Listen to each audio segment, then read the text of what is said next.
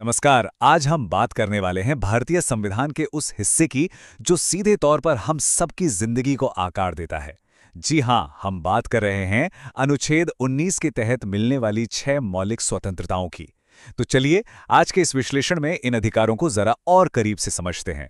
6 ये सिर्फ एक नंबर नहीं है, ये वो 6 मौलिक आज़ादियां हैं जो हमारे लोकतंत्र की आत्मा हैं और एक नागरिक के तौर पर हमें असल ताकत देती हैं।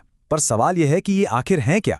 तो देखिए, आर्टिकल 19 को मौलिक अधिकारों का आप कह सकते हैं सेंटर पॉइंट माना जाता है।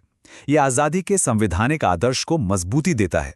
एक दिलचस्प बात बताऊं, शुरू में इसमें 7 स्वतंत्रताएं थी, लेकिन 1978 में संपत्ति के अधिकार को हटा दिया गया और तब से हमारे पास ये 6 मुख्य स्वतंत्रताएं हैं। चलिए, सबसे पहली और शायद सबसे ज्यादा जिस पर बात होती है उस आज़ादी से शुरू करते हैं। ये है बोलने और खुद को व्यक्त करने का अधिकार। कहते हैं कि ये लोकतंत्र की नींव है। इसी अधिकार से हमें सरकार की नीतियों पर सवाल उठाने, खुलकर बहस करने और एक जागरूक समाज बनाने की ताकत मिलती है। सोचिए, इसके बिना एक हेल्दी डेमोक्रेसी की कल्पना भी नहीं की जा सकती। मजे की बात यह है कि सुप्रीम कोर्ट ने समय के साथ इस अधिकार का दायरा बहुत बड़ा कर दिया है।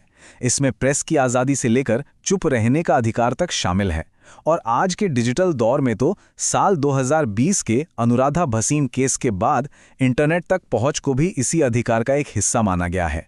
तो अब आती है सबसे जरूरी बात, ये अधिकार अनलिमिटेड नहीं है। संविधान खुद ही इस पर कुछ उचित प्रतिबंध लगाता है। मतलब इसका मकसद है व्यक्तिगत आज़ादी और समाज के बड़े हितों जैसे देश की सुरक्षा और पब्लिक ऑर्डर के बीच एक बैलेंस बनाना। चलिए अब आगे बढ़ते हैं और देखते हैं कि अगले 2 अधिकार कैसे लोगों को एक साथ आने की, एक समूह में रहने की शक्ति देते हैं। ये अधिकार एक तरह से देखा जाए तो बोलने की आज़ादी का ही अगला कदम है। ये लोगों को एक साथ आकर सामूहिक रूप से अपनी राय रखने का एक मंच देता है, चाहे वो कोई शांतिपूर्ण प्रोटेस्ट हो या कोई पब्लिक मीटिंग। लेकिन यहाँ भी एक बैलेंस है। इकट्ठा होने का अधिकार तभी तक है जब तक वो शांतिपूर्ण हो और उससे देश की एकता या पब्लिक ऑर्डर को कोई भी खतरा न हो। ये अधिकार नागरिकों को अपने जैसे सोचने वाले लोगों के साथ मिलकर संगठित होने की शक्ति देता है।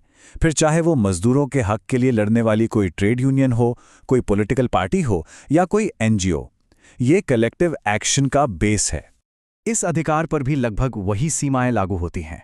कोई भी ऐसा ग्रुप या संगठन नहीं बनाया जा सकता जो देश की अखंडता के लिए खतरा हो, समाज में अशांति फैलाए या नैतिकता के खिलाफ हो। अब हम आते हैं अधिकारों के आखिरी समूह पर। ये वो अधिकार हैं जो पूरे देश में व्यक्तिगत स्वतंत्रता और आर्थिक अवसरों से जुड़े हैं। ये दोनों अधिकार असल में एक साथ काम करते हैं।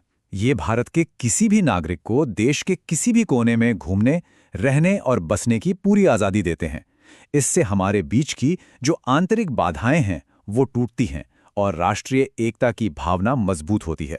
इन अधिकारों पर भी आम जनता के हित में प्रतिबंध लग सकते हैं, लेकिन यहाँ एक बहुत ही महत्वपूर्ण अपवाद है। वो ये कि अनुसूचित जनजातियों की खास संस्कृति, उनकी जमीन और उनकी पहचान की रक्षा के लिए उनके इलाकों में बाहरी लोगों के आने जाने और बसने पर रोक लगाई जा सकती है। ये वो अधिकार है जो हम सबको आर्थिक रूप से आत्मनिर्भर बनने की ताकत देता है। मतलब हर किसी को अपनी पसंद का पेशा, रोजगार या बिजनेस चुनने की पूरी स्वतंत्रता है। जाहिर है, ये अधिकार भी कुछ सीमाओं के साथ आता है। सरकार जनहित में नियम बना सकती है, जैसे डॉक्टर बनने के लिए आपके पास मेडिकल डिग्री होनी चाहिए या वकील बनने के लिए कानून की डिग्री। साथ ही सरकार किसी खास बिजनेस पर अपना एक अधिकार यानी मोनोपोली भी स्थापित कर सकती है।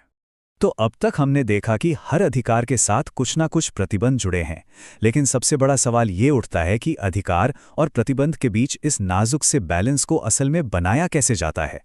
ये एक बहुत ही क्रिटिकल सवाल है ना? अगर सरकार कोई रोक लगाती है तो ये कौन तय करेगा कि वो रोक उचित है या नहीं?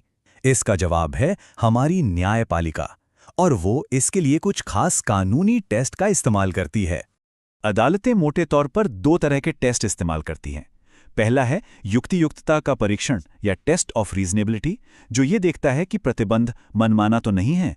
और दूसरा, जो ज्यादा सख्त है, वो है आनुपातिकता का परीक्षण या टेस्ट ऑफ प्रोपोर्शनैलिटी। अनुपातिकता परीक्षण में अदालतें 4 सीधे साधे सवाल पूछती हैं।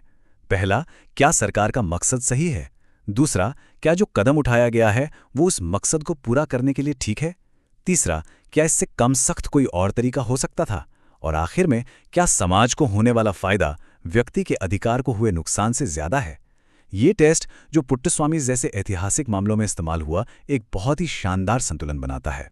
तो आखिर में अनुच्छेद 19 का पूरा फलसफा शायद इसी एक लाइन में छिपा है। ये व्यक्ति की आज़ादी और समाज की ज़रूरतों के बीच एक सही संतुलन बनाने की एक लगातार चलने वाली कोशिश है। और यही वो सवाल है जिसके साथ आज का ये विश्लेषण समाप्त होता है। एक लोकतंत्र के तौर पर आज़ादी और सुरक्षा के बीच ये जो खींचतान है, इसमें सही संतुलन खोजना एक कभी ना खत्म होने वाली चुनौती है, और इसका जवाब हम सबको मिलकर ही खोजना होगा।